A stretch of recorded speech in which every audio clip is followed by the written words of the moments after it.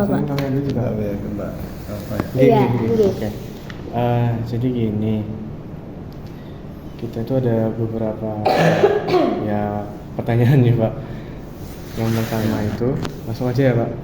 Iya, langsung aja Mas. Nanti kalau yang bisa langsung tak jawab. Nanti kalau perlu konsultasi pimpinan tak infokan dulu nanti biar Iya. Mbak. Yang pertama ini Pak.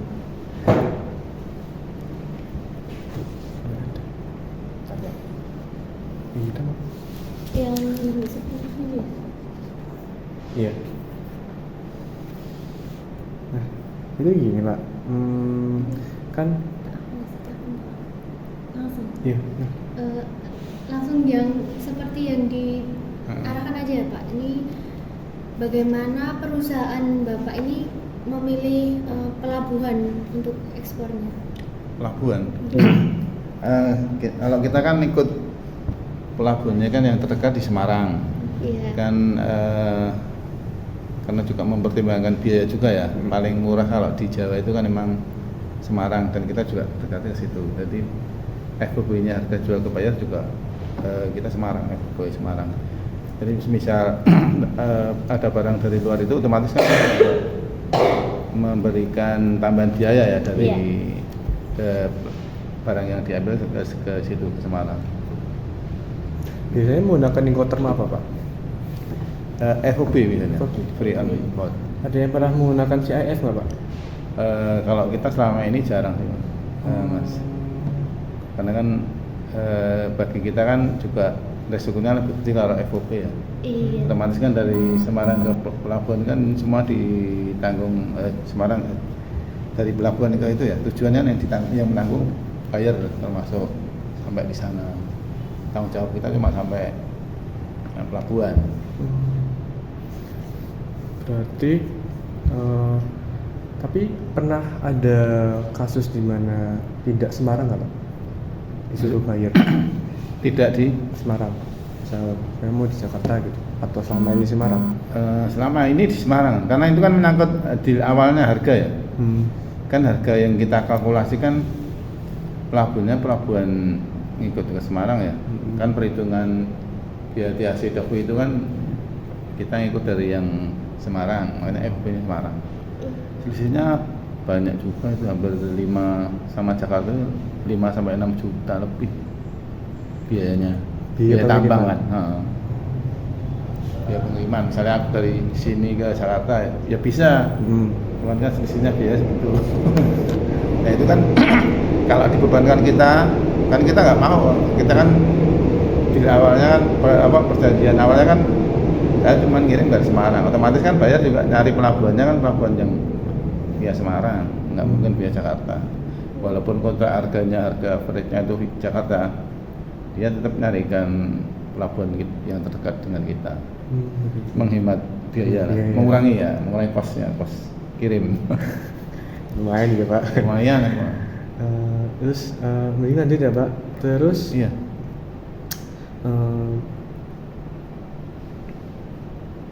Itu berarti kan kesini seringnya menggunakan kontainer ya Pak? Ya, tracking container, MKL, ya MKL. Itu truk tronton gitu ya Pak? Truk tronton kontainer, iya.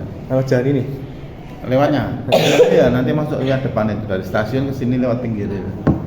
Emang bisa karena kan penduduk kan udah di warga sekitar ya, kan kita udah tahu dia udah minta izin. Kalau emang ini jalurnya kan bisa dilewatin kontainer. Berarti Boleh. cukup penting ya Pak peran kontainer di perusahaan Bapak? Iya, karena kan kita semua ekspor mas barangnya. Kita keluar. Kontainer kan udah dikontrak sama buyer. Dia mau ngambil Semarang atau Surabaya kan dari buyer. Harus nego di awal gitu. Untuk proses fumigasinya sendiri itu biasanya menelan berapa rupiah Pak? Apanya biayanya? Kalau yang non Australia kan lebih murah ya Pak.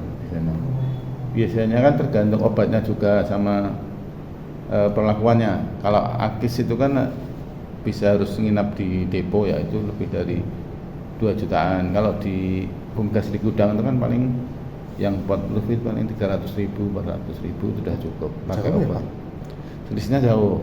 Kalau di terutama yang Australia itu kan harus menginap 1 kali 24 jam di gudang karena kan obatnya itu biar meresap ya. Habis itu kan ada aerasi juga.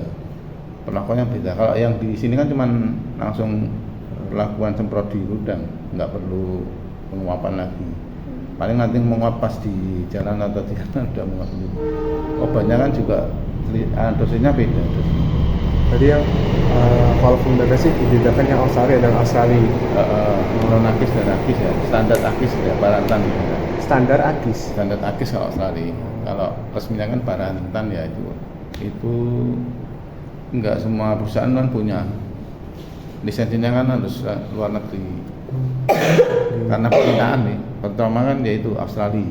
Kalau selain Australia kan paling fumigasi biasa atau gas clearance sudah cukup, udah bisa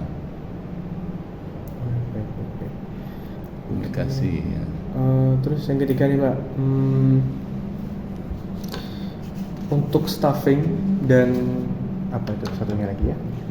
Staffing loading Staffing ya banyak itu di pelabuhan bagaimana Pak? Kalau staffing muat barang kita kan di sini. Di sini. Iya. Kalau apa namanya satunya lagi? Selain staffing saya lupa.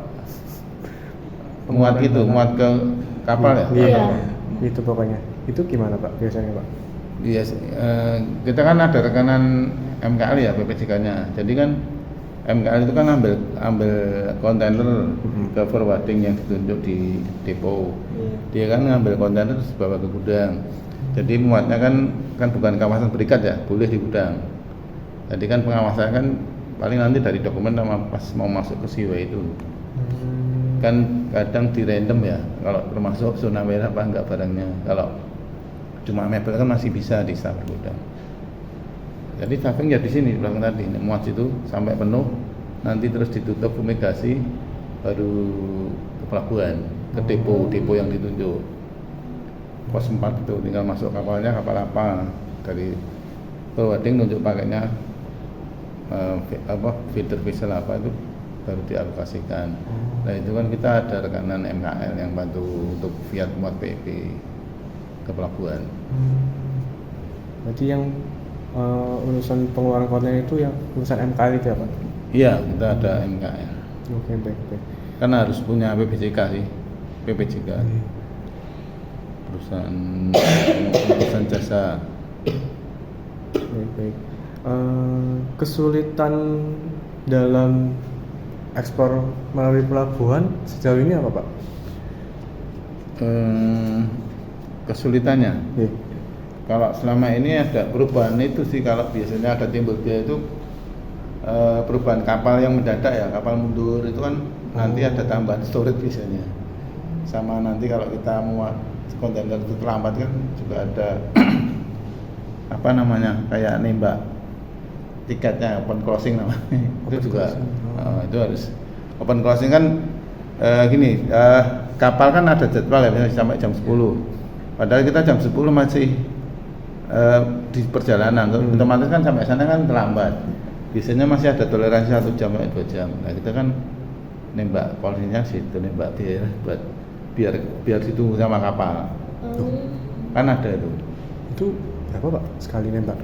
Itu hampir 1.200.000. Jadi jam 10 kan udah tutup ya, harusnya kapal kontainer udah masuk. Tapi kita masih dikasih toleransi waktu 1 sampai 2 jam, jam 12. Di atas itu ya udah, berarti kapal kontainer tertinggal, saya ikut kapal ini. Mundur berikutnya pengaruh otomatis kan gaji nginap kan, barang kita nginap di pelabuhan. Nah itu kan jadi tas beban kita. Untuk mengatasi itu ya mau nggak mau kita harus ibaratnya beli tiket tambahan buat ditunggu kapal. Ada itu biasanya. Itu yang ngeluarin Pelindo sama forwardingnya. Itu Bapak kemarin terkenanya nggak Pak imbas seperti dampak di Semarang yang banjir Pak? Yang banjir. Nah itu biasanya pengaruhnya kan di kapalnya kan otomatis mundur ya. Kita otomatis ya pending dulu sampai sana benar-benar surut, paling enggak jadi kapal berikutnya atau dimepetin pas jam masuk. Biasanya kapalnya dari forwarding juga mundur ya. harusnya kapal 26 jadi kapal 27 atau 28. Oh. Cuman imbas kita masih kena biaya mundurinnya itu, cuman nggak terlalu mahal sih kalau biaya cuman mundur kapal karena apa? Karena dari forwarding sendiri, bukan kita yang mundurkan. Jadi memang jadwalnya diundurkan sehari 2 hari. Cuman kadang ada yang kapal sampai mundur seminggu juga ada. Itu biasanya yang kapal besar itu. Jadi sekalian dimundurkan 1 minggu, 1 feeder ya biasanya. MSG biasanya. Itu sering mundur itu. Oh lah, malah mundur kapalnya sekalian ya? Ya mundur sekalian 1 minggu. Ada juga kemarin. Oh, baik. Berarti walaupun karena bencana alam pun tetap bisa dimundurin. Tetap masih bisa dimundurin karena force majeure ya, itu bisa. Nah, kita kan harusnya kita nggak kena biaya tambahan kalau karena force majeure. Nah, memang semua mundur kan, nggak cuma kita dong. Tapi kalau kita terlambat ya kita sing harus nanggung bayar. Men ikut kapal itu nambahin tambah kos, tambah biaya. Oke Pak. Terus lanjut ya Pak. Iya. Bapak mengelola resiko terkait peraturan perdagangan internasional gimana Pak? Iya, seperti apa? Misalkan dampak perang gitu Pak. Terus katanya kan kemarin kita sempat dengar sempat ada apa? Perampok di itu kan? Iya. Di apa? Laut Merah apa itu kan? Iya. Nah, itu biasanya kan pengaruhnya kan rutenya kan jadi lebih panjang. Nah itu. Otomatis kan kos biaya kapalnya naik. Kebetulan kita kan semua nominasi ya. Maksud nominasi itu forwarding atau kontainer itu dipilihkan dari buyer. Untuk mengantisipasi itu biasanya buyer juga diundurkan, selama masa risikonya tinggi kita suruh pending dulu, nggak dikirim. Karena kita juga tahu kalau dikirim pun nanti kan jatuh sampainya ke buyer kan lebih lama. Harusnya 1 bulan bisa 1,5 sampai 2 bulan. Nah, daripada sama-sama belum terima karena dan risiko juga. Kita diinfo by email itu Mas, aja sekalian mundur nanti kalau ada kapal terbaru, jadwal kapal terbaru kita infokan kalau udah aman. Karena harganya otomatis naik juga. Buyer kan nggak mau naik terlalu tinggi. Dia cari yang tetap yang aman juga kan. Kalau kita naikkan nanti malah termasuk yang kena malah rugi, shipper rugi, buyer juga rugi. Baik. Sama-sama saling. Tetap komunikasi sama buyer ya. Komunikasi iya. Kalau nominasi kan tetap harus komunikasikan ya sama buyer. Jadi dari deadline barang yang ditentukan udah harus berangkat, kita info, kita minta jadwal kapal dari buyer. Nah, buyer kan dapat jadwal kapal kan komunikasi sama agen atau forwarding. Kira-kira bisa kapal berangkat ke kapan untuk shipper vendor saya yang di sini ya, Solo misalnya. Oh, ada kapal Pak, Selasa depan. Kemarin saya tarik mundur, kita harus staffing sebelum Selasa 2 hari sebelumnya. Ya tetap harus komunikasi itu. Bayar apapun yang ada update, dia kadang juga jangan dikirim dulu sampai ada pemberitahuan, ya udah kita nunggu. Paling nanti sambil kita negonya, ini udah terlanjur mau kirim tuh bisa dikirimin DP atau dulu, bayar mau ya dikirim DP. Kalau nggak mau ya nanti sekalian kalau udah barang dikirim paymentnya langsung setelah ada BL misalnya cek. Kalau enggak ya wait sampai ada info lebih lanjut for the next info gitu. Oke. Biasanya pakai TT Pak atau pakai LC? Kalau sini kebetulan udah pakai LTT Pak. LC pernah awal dulu.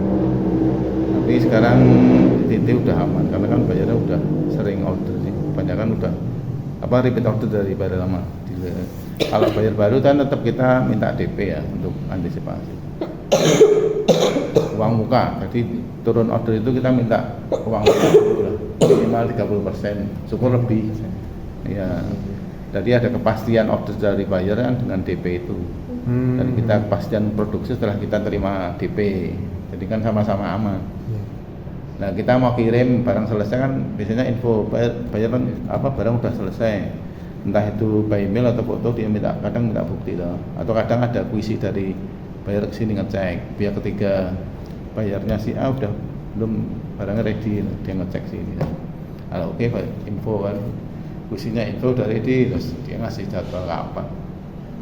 Biasanya seperti itu. Nah pelunasannya itu nanti yang sisanya itu Bapak nunggu sampai tunggu dulu tadi Bapak BL-nya tahan dulu atau? Itu kan kita kan kebetulan FOP ya, jadi BL-nya memang ditahan dulu sampai sebelum pelunasan. Jadi sebelum kapal sampai ke sana negara tujuan untuk bayar itu kan kita udah mulai nagih.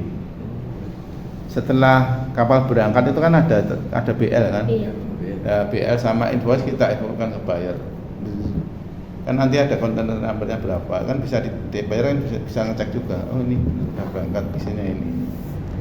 Nah, rentang waktu apa dalam perjalanan ibaratnya kan, itu kan udah komunikasi terus bayar. Mau dibayar kapan? Kapan? Kan perjanjiannya kan sebelum kapal sampai kan udah lunas. Kan masih ada harus ngecek dokumen, terus persiapan dokumen komplit, terus ngirim ke sana. Bayar pun kan kalau kolek biasanya, kolek itu kan dokumen dia harus pegang juga kan originalnya. Iya. Otomatis kan 1 minggu sebelum kapal sampai dia harus pegang. Buat apa custom ke pelabuhan kan juga pengurusannya lama, sama hampir 1 minggu baru bisa keluar. Makanya kan kadang forwarding kan ngasih apa itu namanya demurrage ya, free time di pelabuhan sampai 1 sampai 2 minggu. Kalau setelah itu biasanya denda $100 per hari atau apa itu. Kan ngurus itu Mbak, ngurus biar kontainer seperti ini. Terutama baru sih, tapi kalau bayarnya udah sering ke custom nih lebih cepat ya, kayak kita nih lebih cepat, nggak ada 1 minggu 3 hari 4 hari udah keluar tau barangnya, udah keluar sudah biasa. Dwelling time paling cepat gimana Pak? Gimana? Dwelling time paling cepat Duit? Waktu pengeluaran paling cepat di negara mana? Amerika ini cepat sih kalau dokumen lengkap. Itu berapa? Nah biasanya ya 3 sampai 4 hari. Biasanya itu untuk lebih cepat itu kan juga itu request BL-nya ya. Ada yang clearing dokumen tanpa clearing kontainer tanpa dokumen, ada cuma telek rilis. Itu biasanya BL-nya udah sering, ibaratnya udah deket sama agennya ya. Jadi kan BL-nya cuma di surrender, dia cuma pakai dokumen by email sama BL surrender itu dia udah bisa ambil kontainer. Itu lebih cepat tuh, 2-3 hari langsung. Biasanya untuk antisipasi biaya dokumen itu langsung keluar dari pelabuhan, terus nanti disimpan di mana baru ngurus lagi. Yang penting kan keluar dari pelabuhan dulu, pelabuhan sana. Dari pihak urusan dengan custom negara udah clear kan, udah dari denda itu. Bapak dulu saat ini kan sempat mengatakan kalau awal-awal sempat pakai LC. Iya itu sih. Dulu mengajukan ke bank itu kan pasti menggunakan apa ya, jaminan itu Pak. Nah itu tuh cara meyakinkan bank itu gimana Pak? Cara menghasilkan? Meyakinkan bank. Biasanya kalau baru itu kan kita buka koresponden ya, kan ada koresponden ke bank. Ya itu biasanya kan ada, kalau eksportir ya biasanya dimintain itunya, ordernya. Komersial invoice diletakkan, nanti kan terbit draftnya LC. Dari situ kan menyebutkan nominal juga, terus uang masuk berapa, terus penjaminnya bank dari sana siapa kan keluar, tanggal berapa harus bayar. Karena kan nanti kan yang bayarin bank dulu. Biasanya kalau mau terbit ya, bank korespondennya kan langsung kontak sana, ini bener nggak Pak? Bayar ini mau beli ke Surya, nilai segini. Dari draft itu kan kalau udah oke kan baru keluar LC. Jadi dimintain itunya, kan invoice-nya. Kita ngirim invoice ke bayar dulu. Bayar kan menerbitkan LC kan juga nunjuk bank, no? Nah, banknya menerbitkan dari bank sini kan teruskan ke BI teruskan koresponden. Kita biasanya niaga ke sini. Ya lebih ribet sih.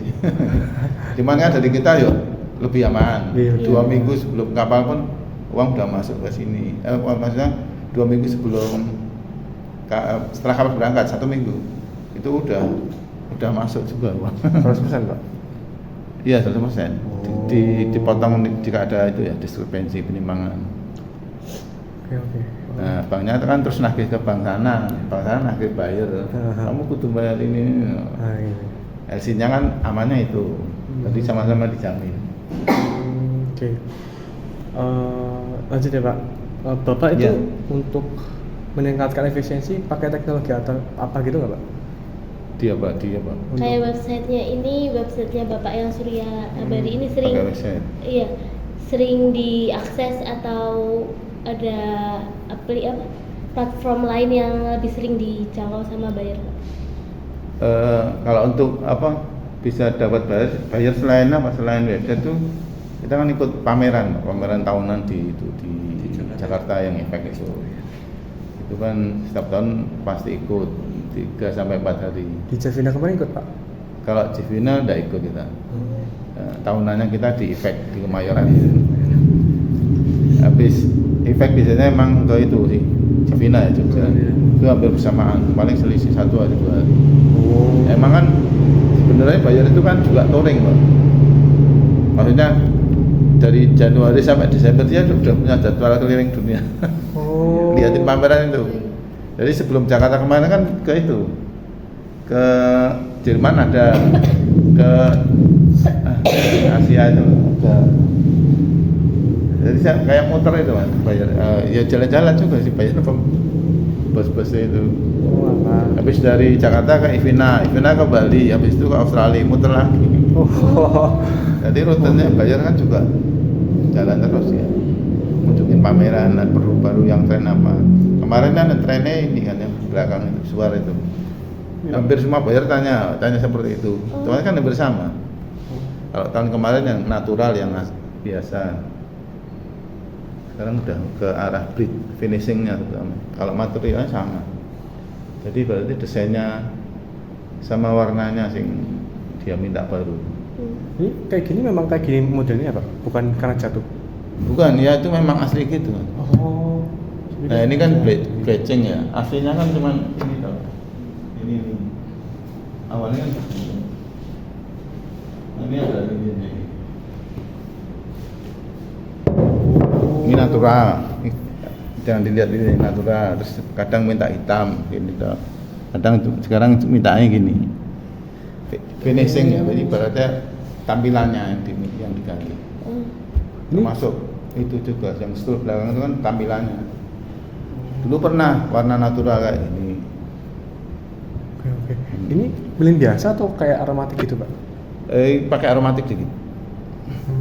Biasanya requestnya Jangan tahu aromatik. Soalnya kalau misalkan lilin biasa seperti kurang gimana gitu ya? Nah, ini sinyal lain kan keluar aromanya. Biasanya aroma apa Pak? Gimana? Aroma ini biasanya apa? Rasanya lah bisa. Request itu. Oh, request. Yang paling banyak di request apa Pak? Biasanya sih alami gitu sih. Ini apa ya kemarin ya bos? Ya luar itu kan semacam terapi itu di sana. Orang Belanda ini sering beli. Ini Bapak vendor berarti Pak atau buat sendiri? Vendor kita buat sendiri.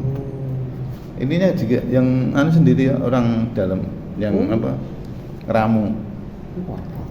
Kalau ini parafinnya beli, tapi untuk pembuatan tadi aroma dan ininya dari orang dalam. Kalau bahan mentahnya kita beli diolah, jadi dimasak dulu biar cair, campuri itu. Terus termasuk sumbunya itu kan beli mentah, nanti dipasang biar nggak lepas di sini ada diikat dulu di bawah biar nggak lepas. Kalau di mana? Kalau ini habis bisa nge-order ininya doang nggak Pak? Nggak bisa. Oh berarti kalau habis biar lagi? Bisa.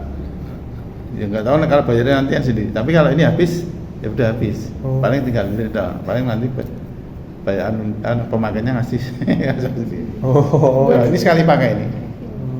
Refillnya nggak. Oke.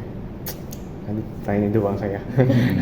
Untuk kalau kayak dari MKL-nya itu Bapak carinya lewat internet atau emang udah ada aksesnya kenal dulu pas awal-awal? Kalau MKL kan kadang semacam penawaran juga ya ke sini ya. Jadi orang MKL kan visit ke shipper vendor nawarin jasaku ini itu. Kalau harganya setahu saya sih harganya kan hampir sama, nggak jauh beda ya, cuman bedanya kan di itunya, pelayanan sama itunya sih, kecepatan sama ketepatan informasi ke kita. Kadang kan kalau MKL kan sering, kalau kontainer kan kadang telat ya, dia infonya apa, telat macet atau apa kan dia harus info kita, Mas ini aku minta, biasanya seringnya gini, Mas aku minta kontainermu jam 12 baru datang. Oh iya Pak, tadi macet. Ya udah kita itu. Kalau MKL kan itu, kalau di dokumen ya itu jangan sampai terlambat via PB. PB-nya kan kontainer sampai pelabuhan kan harus sudah ada itu PB. Jadi kan tracking sama PB kan sekali masuk ke sini kan harus sudah siap ya. Bareng. Nah dulu kan bisa truknya dulu masuk, PB-nya menyusul. Sekarang harus bareng, harus tahu terakhir update. Informasi juga harus jelas. Kalau ada alasan ya harus disampaikan jelas. Jadi kita bisa terima menerima. Yang kita pakai sih seperti itu, Mas. Kontainerku telat paling jam segini. Toleransi kan paling satu jaman yang lebih kurang. Dia bilang jam 2, jam 3 baru masuk. Oh, berarti memang mungkin apalah macet apa. Kayak kendala kayak gitu sih. Setahu saya. Kalau harga sama biaya itu kan enggak jauh banget sih menurutku dari MKL yang ada di Solo. Kan banyak ada MKL hampir 60-an mungkin lebih. Ada yang lokal, ada yang sama Semarang, ada yang dari pecahan dari itu baru Bading, satu paket berarti ada juga. Nah terkait itu strategi perusahaan Bapak, strategi ini untuk mengelola biaya logistik terkait pelabuhan dan kontainer gimana Pak strateginya? Untuk mengantisipasi biaya. Kalau biaya kan tadi kayak yang Bapak jelasin, kadang harus nambah biaya untuk ya kita harus estimasi antara jadwal kapal dan jadwal barang siap itu harus kita benar-benar pastikan ya. Jadi kalau di sini biasanya sih H-3 sama H-2 sebelum kapal itu kan nanti bisa mengurangi biaya storage itu. Kalau biaya telat PEP, nembak closing ini terjadi biasanya mepet gitu. Hari ini staffing, besok kapal itu sering nembak closing. Jadi staffingnya harus jangan hari ini, staffingnya kemarin paling enggak minimal 2 hari sebelum gitu ya Pak? 2 hari sebelumnya. Jadi 1 hari kan bisa buat masing lewat. Jadi 1 hari itu bisa buat persiapan dokumen, terus persiapan BG itu, dan dokumen lain yang kurang, ilegal dan sebagainya itu kan harus satu paket nanti. Oke. Jadi gitu ya. Baik.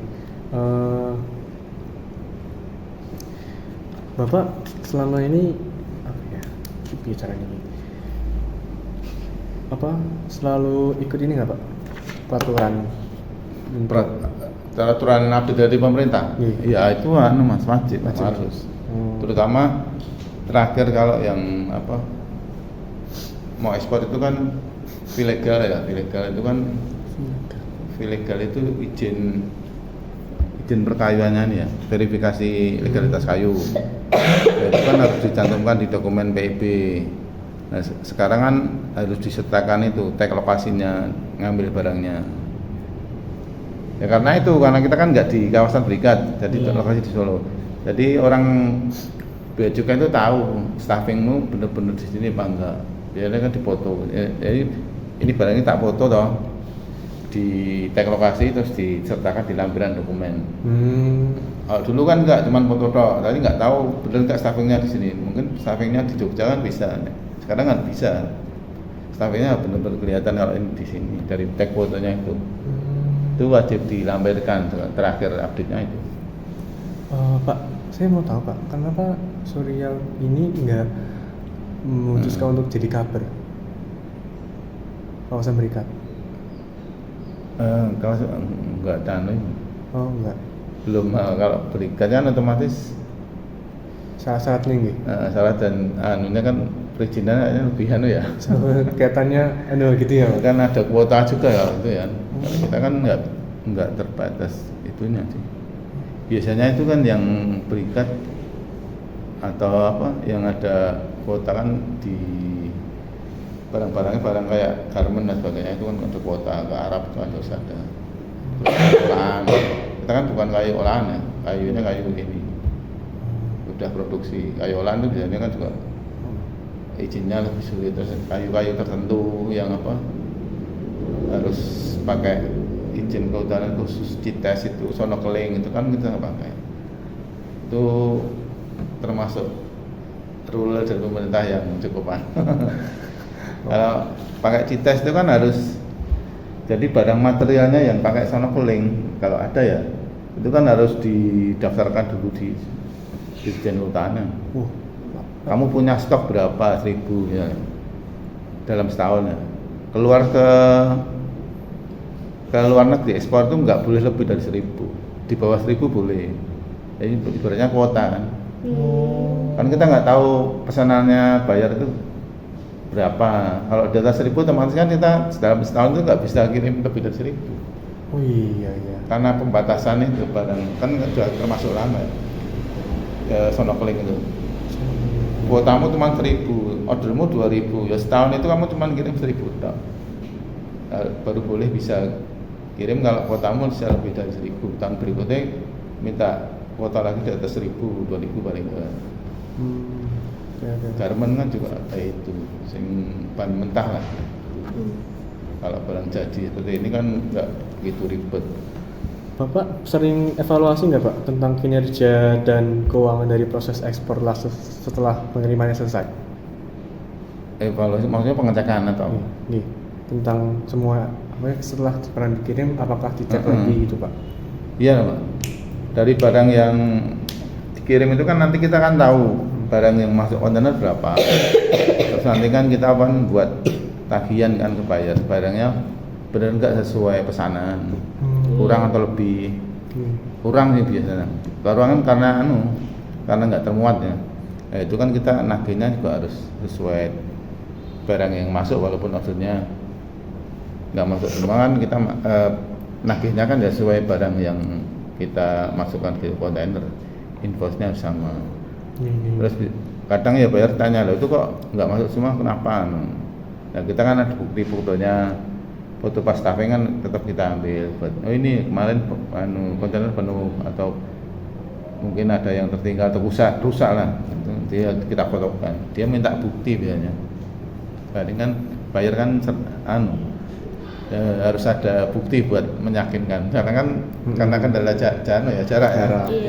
Nggak bisa dia langsung barang kebaik, nggak mungkin nggak ada bukti. Nah, sampai di sana dibuka paksa kan kita malah kan. Iya. Udah nggak dipercaya lagi loh. Makanya kan kita ada foto loading buat dokumen. Nggak pernah kayak gitu kan Pak? Gimana? Barang dari sini penuh sampai sana kosong nggak pernah kan? Nggak pernah.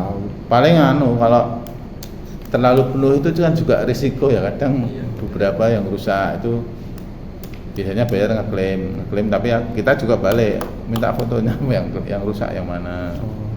Yang kirim foto ada bukti benar barang kita, ya udah kita ganti barang atau potong invoice biasanya. Kalau harus nego gitu. Sama ya. Kalau di sini pakai asuransi gitu nggak Pak? Jarang kita pakai asuransi. Jadi kalau bayarnya minta asuransi baru baru kita pakai ya. Karena kan biaya kapalnya kan yang langsung dari pihak buyer. Dan diri kita selama ini ya di sini kan kita FOB. Barang kita kan cuman tanggungan kita selama masih di gudang sampai pelabuhan. Jadi udah keluar kan udah tanggungan buyer.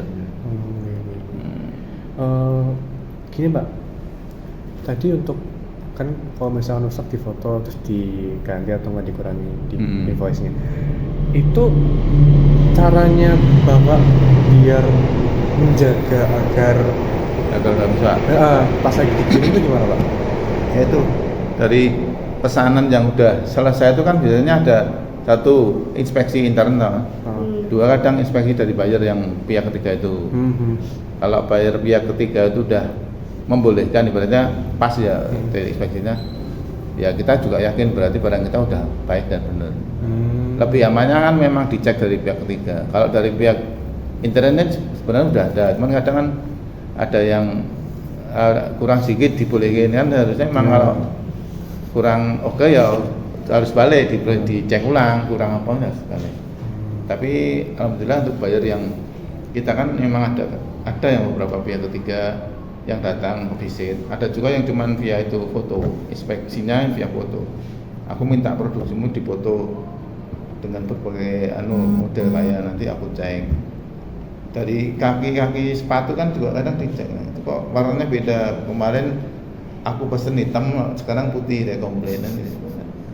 Kita kan sebenarnya nggak sama, tapi kan bayar kan tahu detailnya kaki sepatu yang kecil-kecil. Dan kita ada yang hitam, ada yang putih. Cuma dari pihak dalam kadang kalau sampai lupa kan diingatkan dulu sama buyer kan, pas dicek itu kan inspection form-nya kan. Itu tolong tuh ukurannya berapa? Ukuran juga detail bayar. Jadi pas moto juga ada ukurannya, dari finishing juga, terus kakinya itu apa harus sesuai apa yang dipesan awal dari buyer. Ini kan apa jati atau orang? Utamanya kita jati. Recycle pick ya. Itu jati bekas. Bapak ada komitmen untuk keberlanjutan lingkungan nggak Pak? Berarti Surya ini? Kalau ada loh, cuman dari kita kan materialnya kan utamanya sampah ya Mas. Jadi kan kita memanfaatkan sampah. Paling yang solid itu kan sedikit. Jadi nggak semua barang yang dipesan bayar itu dari barang utuh. Ini kan bekas ya, bekas potongan bongkaran rumah, terus dari kapal itu kan terus kita potong-potong digabung.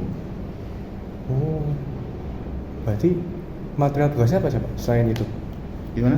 Selain potongan kapal, bonggol akar itu akar pohon itu loh, yang bawah. Itu kan nanti diambil terus dipotongin. Ada yang jadi top meja, top ini, ada yang jadi sing kecil. Ini kecil-kecil. Terus ini di sini ranting-ranting jati. Tahan berapa bulan Pak biasanya Pak? Gimana? Tahan berapa bulan? Barangnya? Iya. Kalau tahannya itu kan tergantung pemakaian, cuman barang kita kan barang dalam ya, indoor ya. Yang penting jangan sampai ditaruh di luar. Karena finishingnya kan perlakuannya kan indoor untuk dalam. Karena ada istilah outdoor juga. Jadi barang yang kita produksi itu aman di dalam saja, nggak kena hujan, nggak kena panas. Okay. Karena ada juga yang outdoor ya, boleh dibuat buat teras rumah yang nggak ada, tapi kan nanti kan panas itu. Iya. Juga ada finishingnya nanti beda pelaku. Oke. Terus yang terakhir nih Pak, untuk yang port itu apa sih Pak saran dari Bapak untuk kita yang ingin belajar lebih dalam terkait kontainer dan port, ada saran nggak Pak? Belajarnya di apa? Di pelabuhan dan kontainer. Kalau untuk pelabuhan itu kan memang belajarnya, kalau saya belajarnya di forwarding atau di kargonya itu. Jadi kan nanti kan tahu proses dealnya, harga kapal ya, harga kapalnya ke negara tujuan itu berapa, tahu. Terus caranya ngambil kontainer di pelabuhan, terus deponya mana yang ditunjukkan. Depo itu kan tempat gudangnya kontainer ya, itu enggak cuma satu aja, antara forwarding A B C kan beda, itu negosiasi juga sih itu. Kalau tadi kan kalau yang kontainer ya kontainer kan sama kok. Sama ya. Kontainer. Oke. Itu yang port dan kontainer. Terus sekarang untuk yang manajemen resiko Pak, kita cuma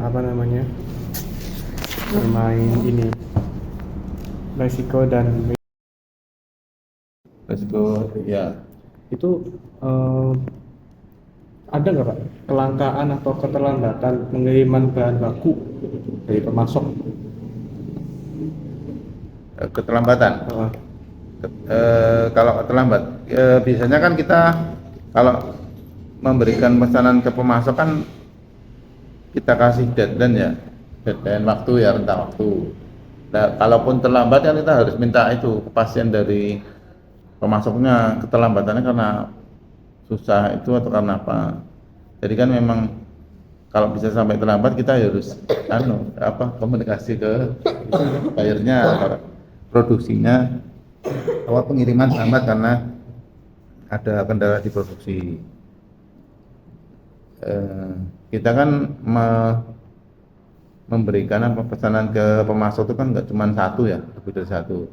Kalau sekiranya pas pada waktu pesanan kita orderkan ke pemasok, kalau nggak bisa sesuai target, biasanya kita alihkan ya antisipasinya. Pemasok lain? Pemasok lain yang bisa membuat barang seperti ini kan nggak cuma satu.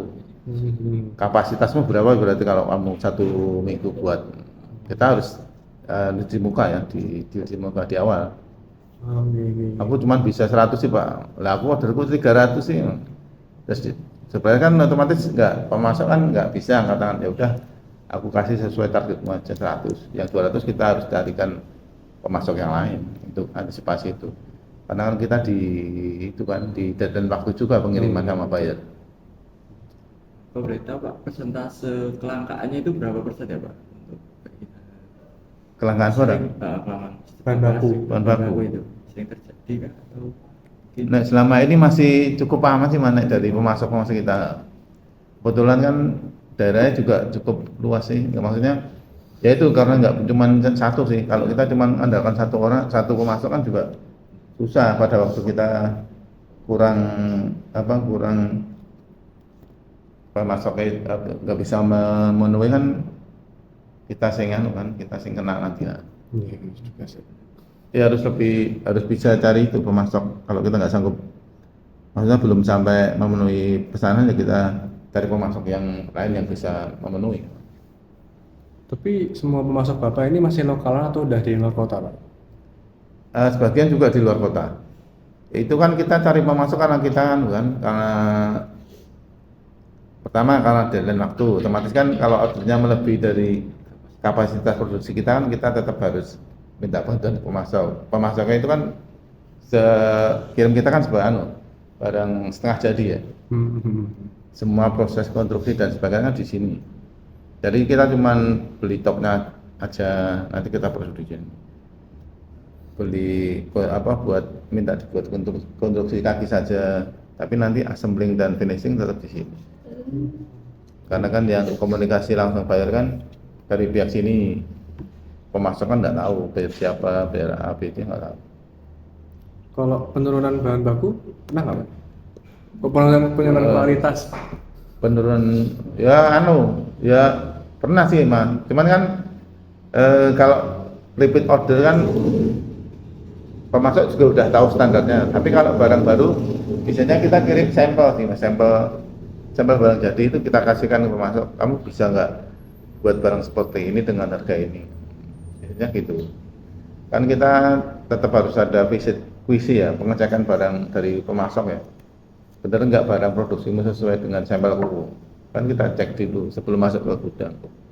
Jadi rentang waktu produksi 1 bulan itu kan kita ada minggu pertama, minggu kedua harus kunjungan ke pemasok biar enggak nanti produksi dia nggak sesuai dengan malah waktu kita mundur barang kita kan juga nggak sesuai target nanti. Tidak sama dengan yang dipesan. Memang harus komunikasi sama pemasok itu harus intens ya. Kalau Pak, kerusakan mesin atau peralatan pernah nggak Pak? Kalau itu ya pernah sih Mas. Tapi kan alat yang di sini kan hanya nggak terlalu berat untuk produksi. Karena kan di luar pemasok kan punya alat ya. Dari mentah ini kan lebih cukup kan dari pemasok dia udah masuk sini kan udah setengah jadi kan nggak begitu alat kita kan nggak begitu berat lah berarti. Paling untuk sanding dan finishing aja kan di sini. Oh gitu. Gergaji ada cuman di belakang, cuman kan gergaji kan untuk merapikan ini aja yang gergaji besar itu apa pojokannya biar rapi. Tapi kan pemotongan pertama kan dari itu pemasok utama, bahan baku utama.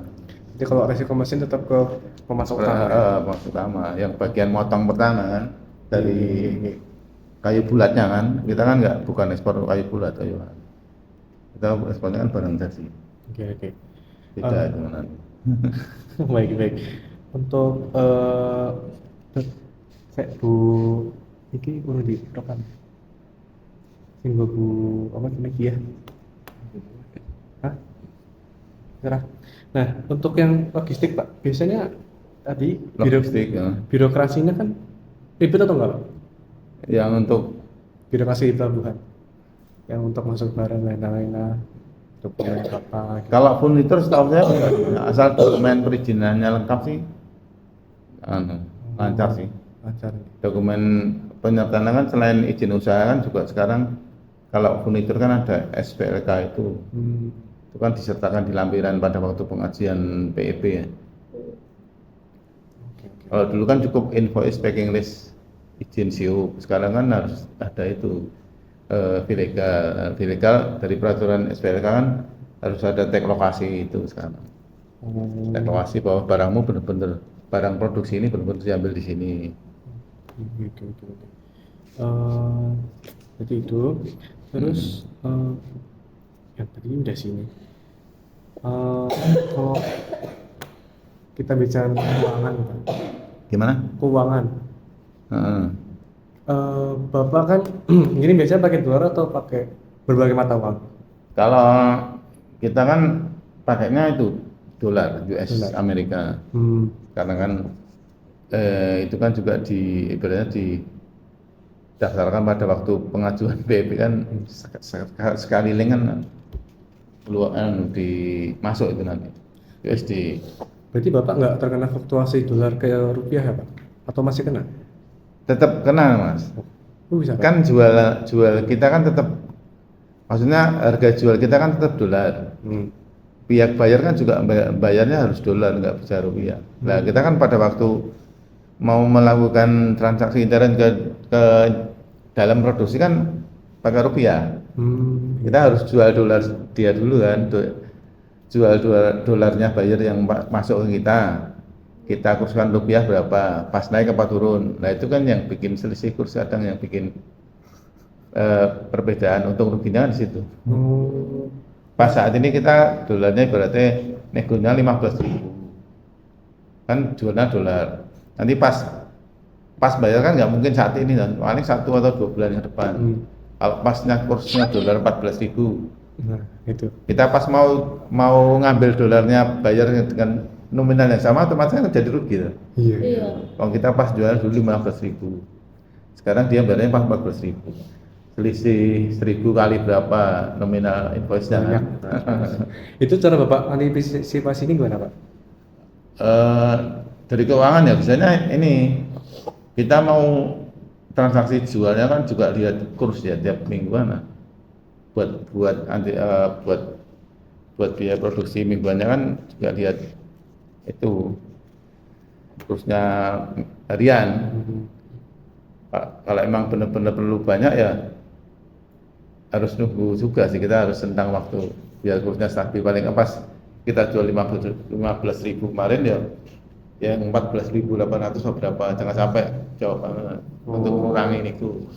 Tapi kalau pas 15 kemarin pas kita jual terus dibayar ada kurs 16.000 ya bisa ada kita anukan dulu jual dolar buat persiapan pas buatan pas turun nanti. Jadi berarti iso nyalengi lah selisih buat nutup pas dolar turun. Cuman untuk amannya setiap transaksi kita USD, ya dolar. Terus bayarnya dari pihak apa? Bayar juga harus dolar. Kan kadang ada beberapa kita udah deal USD, tapi kebetulan di kita kita tetap ngotot lah sesuai deal. Dealnya dolar, tapi pas rupiah turun kan dia mau bayarnya pakai rupiah, otomatis kan rugi nih gitu. Itu pernah Pak? Kita belum pernah sih. Oh. Cuman pernah dari rekan pernah ada yang seperti itu. Biasanya yang harga itu harga export ya. Jadi harga gudang. Dia kalau harga gudang pas rupiahnya turun kan bayar untung kan. Beli barang di sana di sini 15 juta rupiah. Pas dolarnya melemah kan dia cuma berapa dolar dia pakai paling 1.000 loh. Pas turun lagi jadi 16.000 rupiahnya, dia kan nggak sampai 1.000 udah keluar, paling 800 apa belinya ke kita. Lumayan ya. Kita harus juga perhitungan itu sih. Jadi menggunakan perhitungan yang teliti ya Pak? Ya untuk antisipasi, kalaupun rugi kan rugi di selisih kurs ya nggak begitu besar lah. Gimana caranya akuntingnya melihat. Karena kan transaksi kita kan tetap ke pemasok itu kan rupiah bukan dolar. Kita cuma transaksi ke bayar kan yang USD. Padahal jual kita kan dolar. Bapak untuk kegagalan bayar pernah nggak Pak? Gagal bayar. Makanya ada satu itu karena sana bangkrut nih, ada satu sampai sekarang belum dibayar. Makanya untuk antisipasi itu kita pakainya yang itu BL itu FOB ya, BL harus terbit di sini. Jadi pembeli itu nggak bisa ngambil barang kalau dia belum pegang dokumen aslinya yang BL yang dari sini. Kalau yang kasus tadi bangkrut, barangnya udah di pelabuhan sih. Saya tahunya dari itu dari email dia agennya kan juga agennya itu forwardingnya juga ngecek di sana emang pabrik udah tutup, terus forwardingnya juga menyimpan barangnya itu di pelabuhan dia di foto, jadi masih stay di gudangnya forwarding. Nah kita mau nagih ya nggak bisa, kita email kita nggak pernah ada respon, tanya ke agennya itu.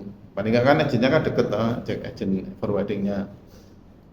Tanyanya memang ke sini ya, agen yang Jogja, kebetulan Pak Jogja kan tetap tanya ke sana. Oh iya Pak, itu bener udah bangkrut. Itu barangnya dibiarin aja Pak coba. Kalau belum diambil dari pelabuhan, nanti kan kita yang kena. Nah makanya kan si forwarding kan ngambil dulu dari pelabuhan, disimpan di gudang forwarding. Jadi sudah aman, sudah bebas kena biaya demorit. Kalau enggak malah masih di pelabuhan kan kita ya kita mesti dicari sama orang pelabuhannya, negaranya sana. Ini barangnya siapa kok nggak diambil?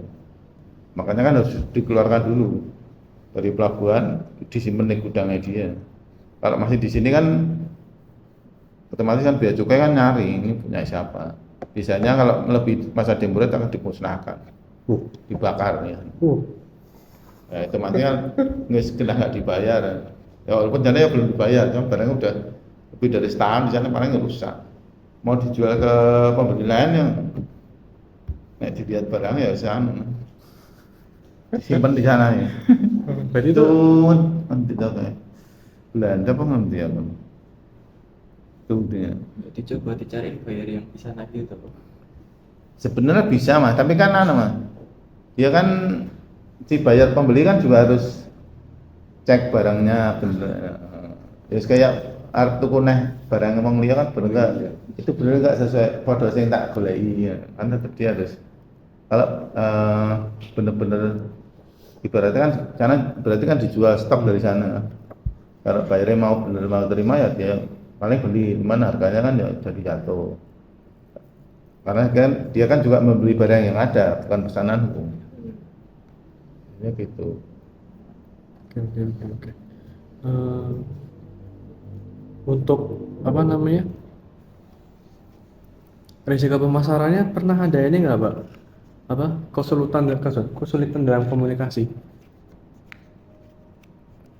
komunikasian ke Kepada buyer. Kalau bayar, iya. Kalau selama ini follow up-nya kan by email ya Mas ya. Kalau Eropa dan selain kan ada yang pakai bahasa, nggak mau pakai bahasa Inggris juga ada, tapi selama ini kita masih lancar ya by email, komunikasi by email, follow up-nya Berarti nggak ada kesulitannya. belum ada. Paling kalau nggak dibalas saja dari buyer. Iya, sangat Kita sulit. udah nawarin, berarti nawarin barang ini nggak pernah dibalas, nggak diresponnya, berarti memang nggak minat gitu. Ya, Kita udah berusaha nawarin. biasanya rentang dibalas itu berapa bulan, Pak? Emailnya Iya. kalau intent udah ada tuh setiap hari tetap ada balasan email. Oh. Jadi kalau dia udah pesan barang kita email infokan barangmu udah produksi, oke aku minta fotonya, nah, kayak gitu. Barangmu udah finishing, nih minta fotonya, udah siap kirim ya. Kita ya info mau dikirim pakai apa kan forwardingnya dia nunjuk, dia ngasih ini nih kamu kontak yang di Indonesia, ya via email itu nanti forwardingnya pakai misalnya Noatom Jogja, kita kan kontak Noatom, bener nggak kamu di order sama bayarku namanya ini, oh bener mas. Itu kalau misalkan kan dia yang tanda-tanda yang mau dibalas, sebenarnya yang berpotensi. Nah, kalau yang nggak berpotensi itu gimana, Pak? Biasanya nggak reply dia. berapa bulan waktunya? Sebulan? Paling lama? Lebih seminggu sekali kan kadang tak reminder itu nggak ada respon. Jadi kalau udah kita sebulan benar-benar kalau berminat biasanya 1-2 hari itu dibalas dia. Gitu. Kalau udah pernah komunikasi email. Kalau gitu 1 bulan ini berarti udah benar-benar kan. Kayak misalnya dari pameran kemarin kan dapat kartu nama dan kontak lah. Itu langsung kita email. Ada beberapa yang langsung balas. Ada balas, iya nanti kalau udah pulang dari pameran. Terus ada yang nanti bulan depan kalau udah tahu produksinya apa. Terus ada yang no respon juga. Ya, biasa ya orang nawarin kan pasti ada yang ditolak ada sih. Apa ya? Minum Pak. Bapak Emang lagi sakit. iya lagi kurang enak badan. Terus lanjut ya, Pak. Tak sapi ya, men bisa Iya, Pak. di bawah. Terkait Bapak sudah deal dan lain-lain. Itu sama bayar. Oke. Penipuan pembayaran pernah nggak, Pak? Apa? Penipuan pembayaran kayak tadi, pakai rupiah ternyata gitu. Penipuan? Ada contoh lain nggak? Iya. Enggak pernah. Sama mitra mungkin Pak, nggak sama bayar. Mitra misalnya apa? Ya, supplier sendiri. Kalau supplier kan dari kita ya. Oke. Kalau sama supplier kan ada transaksi keuangan kita kan kita kasih kepercayaan kan ibaratnya kan. Enggak ada. Paling itu kalau sama bayar masalah pembayaran ya itu kalau ada potongan klaim itu kan kadang bayar langsung motong sing kadang. Kalau penipuan TT pernah nggak, Pak? Belum pernah. Belum pernah. Gini, kalau bayar kan setelah melakukan pembayaran kita kan minta bukti ya TT. Kalau dari luar kan biasanya 1-2 hari baru masuk rekening. Nah, kita cek dulu rekeningnya masuk belum. Kalau udah masuk konfirmasi, kalau belum ya bilang ini kok uang belum masuk, dia masih bilang. Jadi jangan langsung bukan langsung ya, tetap harus kita cek, jangan langsung percaya kalau dia ngirim bukti. Okay. Kan dia ngasih slip juga itu, slip pembayaran. Udah transfer $1.000 ke sini, dicek bener enggak ini yang ngirimnya dari bayar A senilai ini. Biasanya kan potongan admin kan sekitar 40-50. Nah, itu selisihnya paling itu, selisih biaya masuk ke rekening. Jadi Bapak, tadi saya mau singgung dikit ya, Pak. FOB itu berarti kan Bapak udah dapat uang setelah barang masuk ke kapal. Yang FOB? Iya, kalau Bapak dapat uangnya kapan itu, Pak? Dapat uangnya 100%. setelah turun order ya. Kita kan biasanya kalau di kita ya minta uang muka pesanan itu 30%. DP. DP. Nah, sisanya itu 30% kita minta pelunasan sebelum tanggal kapal dengan cara ngirim tagihan tadi, invoice sama BL setelah kapal berangkat ke buyer. Kan detail BL kan ada nama pengirim, terus penerima, terus nomor kontainer. Dari nomor kontainer kan buyer bisa ngecek, kok ini bener nggak kontainernya dari sini. Masukkan di web kan kelihatan. Bisa dicek itu nomor kontainer itu. Pakai linernya apa, pelayaran apa, MSC yang masuk ke MSC, masukkan di oh bener nih nomor BL ini baru dibayar. Kita perlu nagih. Nah, sisanya 70%. Nah, kalau udah bayar kan dia ngirim slip, udah dicek dulu udah bener enggak pembayarannya. Kalau udah bener masuk, kita rilis. Maksudnya kita rilis dokumen aslinya kita serahkan ke sana, kita kirim via FedEx atau DHL. Itu kan ngirimnya kan hampir 4 sampai 7 hari ya ke Eropa. Atau pesawat, Pak? Pakai pesawat DHL itu kurir dokumen itu. Berarti kayak lewat PDF itu nggak bisa ya, Pak? Lewat apa? WA gitu-gitu nggak bisa ya, Pak? Dokumen? Nggak boleh. Kalau itu nggak boleh, harus ada hard copy-nya. Kecuali yang itu tadi, yang telek rilis. Jadi cuman by email. Itu kan cuman buyer tertentu. Itu biasanya udah ada kontrak sendirian forwarding sama bayarnya. Kontrak sendiri harga khusus. Jadi tanpa perlu hard copy ini dia udah bisa ngambil konten. Cuman antisipasinya ya kita sama agent jangan dirilis dulu sampai ada pembayaran. Pernah ada masalah sama kecocokan budayanya nggak, Pak? Budaya nggak begitu, enggak. Oh, karena ini ya sesuai pesanannya aja ya, Iya, Pak? kita buatkan sesuai pesanan dari buyer. Itu kalau misalkan saya pikir lagi, pesanan berarti kan mereka sudah tahu perusahaan Bapak ya, Pak? Tahu dari itu namanya, dari website, dari pada waktu kunjungan ke pameran, terus pada waktu kunjungan ke sini kan dia. Makanya biasanya pada waktu kita buka stand di pameran kan dia berkunjung dulu ke sana.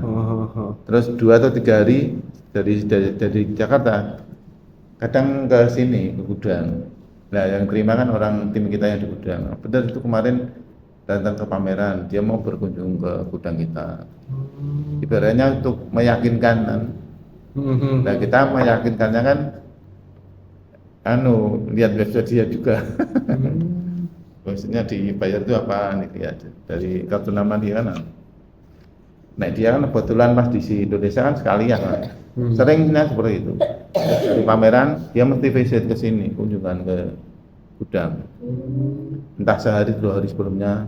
Nah, habis dari sini kan terus itu dibina kan biasanya. Makanya sekali jalan ya, dibina terus besoknya baru ke Bali. Baru ke Asbar muter. Jivina terus sama kemarin pemain Jakarta di Bali itu sangat berpengaruh ya, Pak? Ya, pengaruh Mas itu. Kan ngikuti tren juga kan. Trennya hampir sama nih, makanya trennya tahun ini kan yang ini, yang bleaching ini. Barangnya sama tapi finishingnya yang beda. Putih, semu putih, grey. Sama suar, materialnya suar. Ini kan jati.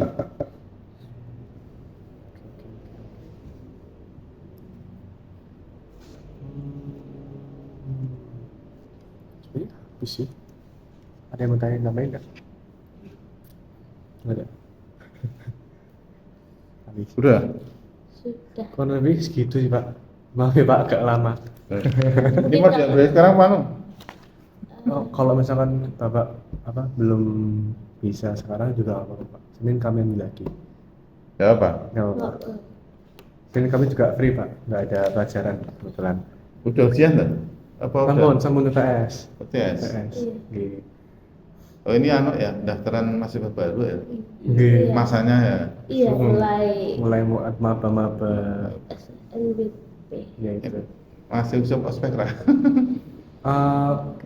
Nggak ada pengenalan doang. Masih? Pengenalan doang biasa gitu Pak. Paling langsung dikenalin kayak materinya ini aja, kuliah di sini materinya ini gitu. Enggak dari jurusan kakak kelasnya enggak ada ya? Enggak di UNS kebetulan enggak ada. Enggak ada. Tahun lalu nggak ada. Tahun lalu Pak. Oh iya, tahun lalu batal, Pak. Batal karena Ya, Ada. kamu juga belum tahu.